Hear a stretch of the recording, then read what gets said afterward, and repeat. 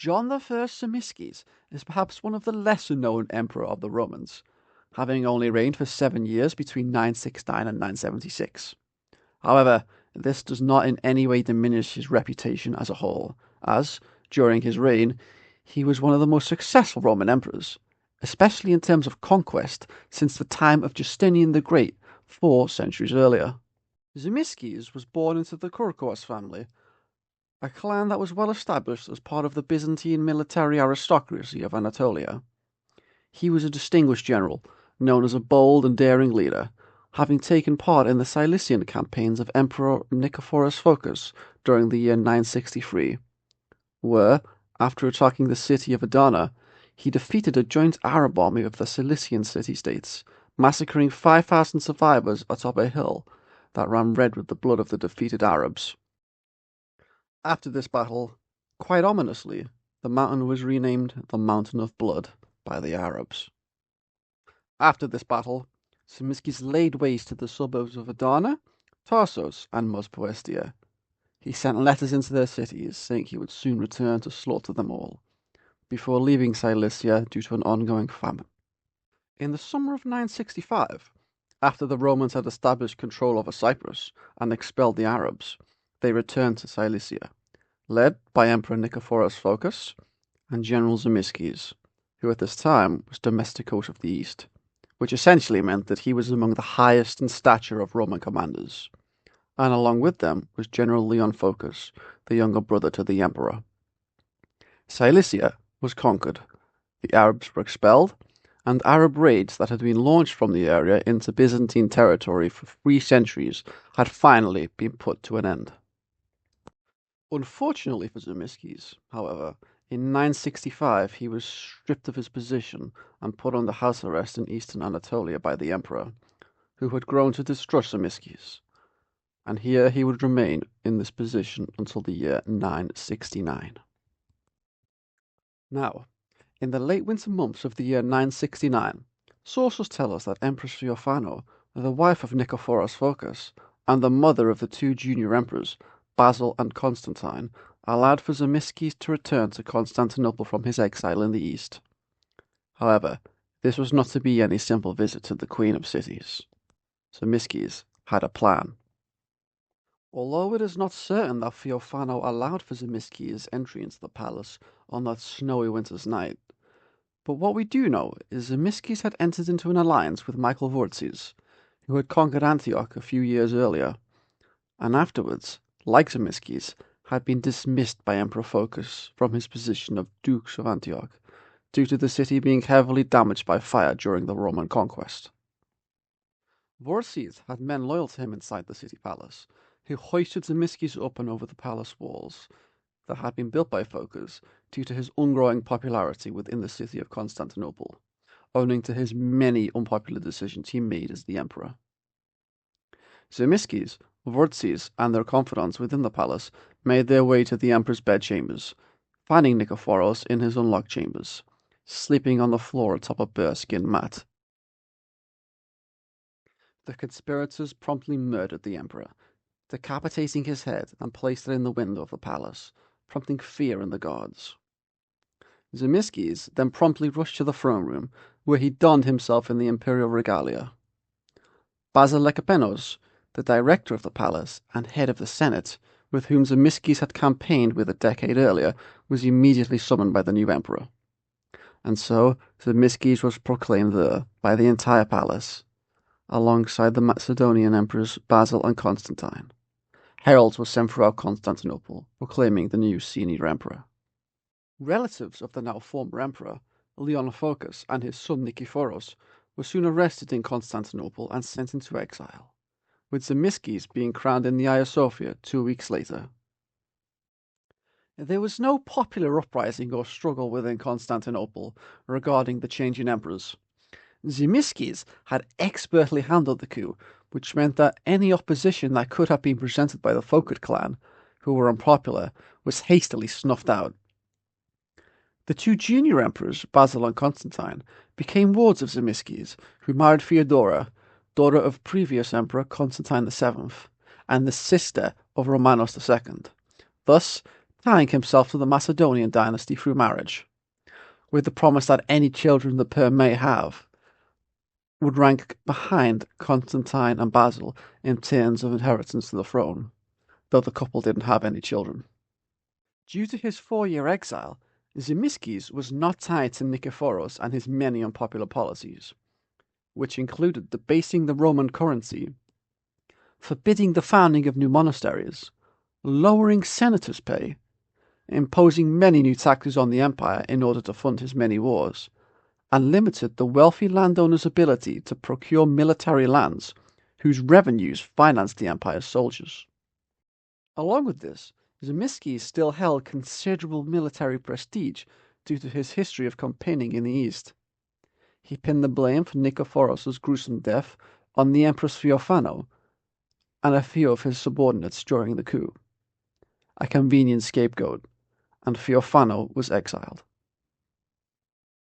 Tzimiskes had perfectly executed a masterful coup against the politically unpopular emperor, ensured a peaceful transition of power, tied himself to the ruling Macedonian dynasty, and pinned the blame for Nikephoros' death on another.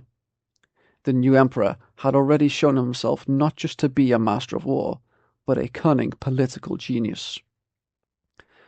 The new emperor, quite generously, gave away half of his private estate to nearby farmers, and endowed the other half to lepers.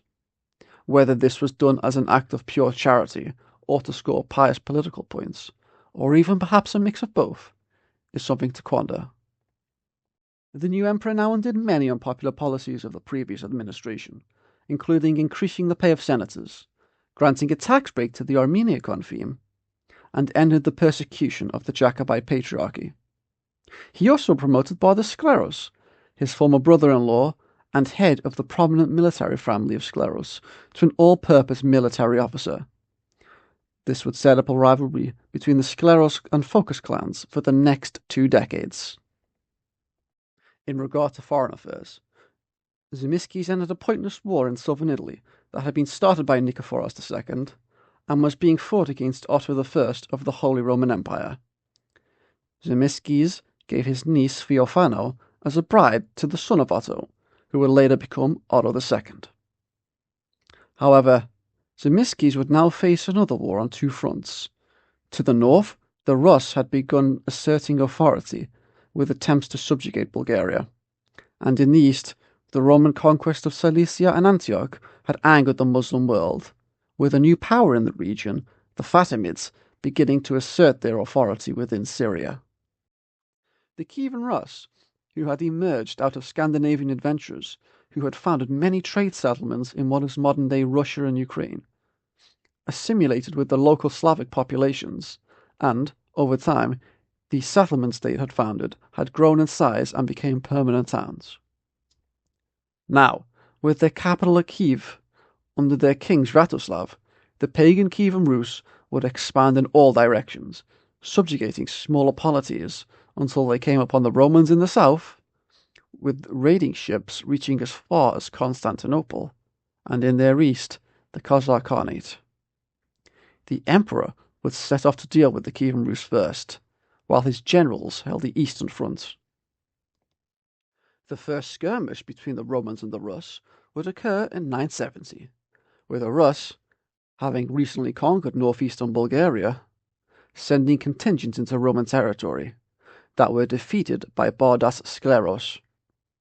However, campaigns against the Rus were quickly suspended when a relative of the former emperor, Bardas Phocas, was proclaimed emperor in Asia Minor, with his relatives who were in exile, Leon and Nikephoros Phocas, planning to escape captivity and rally support for Bardas in Macedonia, thus creating a 2-front rebellion against Emperor Tzimiskes. However, the rebellion was hastily stamped out. With Nikephoros and Leon's plot being uncovered, they were sentenced to death, which was later overturned in favor of binding, which was then suspended, though they remained imprisoned. Bardas Phocas' associates were bribed to abandon him by Skleros, and Bardas surrendered on terms, becoming a monk.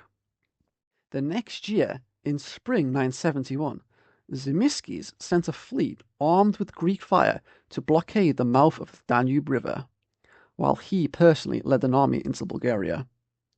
He arrived at Preslav, the former Bulgarian capital, taking a Rus army by surprise and defeating them. Preslav quickly fell to the Romans. There, the captured Bulgarian royal family was sent to Constantinople. The Romans then marched north towards the Danube River, taking Pliska and other cities in Bulgaria, and defeating another Rus army. They marched to Doristolon and set in for a prolonged siege against Sviatoslav. Meanwhile, once again, Leon and Nikephoros emerged, escaping captivity, and headed to Constantinople, planning to take the palace and with it the throne.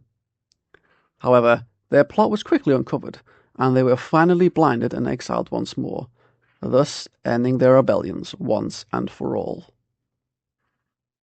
Meanwhile, at Doristolon, Sviatoslav sued for peace, promising to never again attack the Romans. Terms were agreed. The Romans supplied the Rus with food, and they were allowed to leave Bulgaria. However, on their return to Kiev, Sviatoslav was killed in a Pecheneг ambush, with his skull allegedly being turned into a drinking chalice. Tzimiskes held a triumph in Constantinople, divesting the captured Bulgarian king of his royal insignia, and eastern Bulgaria was turned into a Roman theme. With this, Tzimiskes had added more territory to the empire than any other emperor since Justinian, a remarkable feat, with the Roman frontier now reaching the Danube for the first time since the 7th century. Unfortunately, information on large portions of the reign of John I are relatively scarce, with many years of his reign simply being undocumented. Although in 972 we do know he launched an incursion into northern Mesopotamia, burning and raiding as he went, leaving only when he had extracted tribute from the Emir of Mosul. This method of war was typical for the Romans in this time period, raging, ravaging land, and extorting tribute until the enemy is so weak that pieces of their realm might slip away. Between late 972 and 975, we know very little about what the emperor was doing, though it likely involved civil matters incorporating eastern Bulgaria. Then, in the summer of 975, Emperor Tzimiskes launched an invasion of Syria.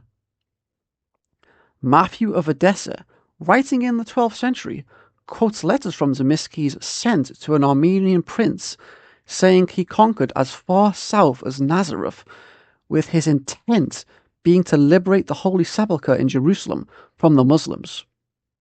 However, this is likely anachronistic and influenced by the Crusades, with the stories spoken by Matthew being fanciful.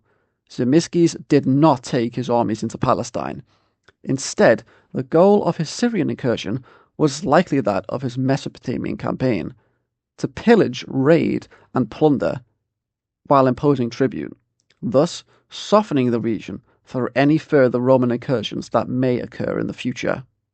This campaign, however, would be the last for the emperor, who, on his return journey to Constantinople, fell ill, and when he arrived in the capital, he was barely able to breathe. Later, he died in January 976, and thus ended the reign of John I Tzimiskes, a great general and an equally capable emperor. He was succeeded by Basil, who would be the greatest emperor of the Macedonian dynasty and led the Romans to their apogee of power in the medieval era. So, I do hope anyone who made it to the end, or just watched in general, enjoyed my passion project video on one of my favorite emperors. Again, I don't expect many people to watch this video. It's very niche, but whoever may have done, I hope you enjoyed it and maybe learned something about John Tzimiskes. GG.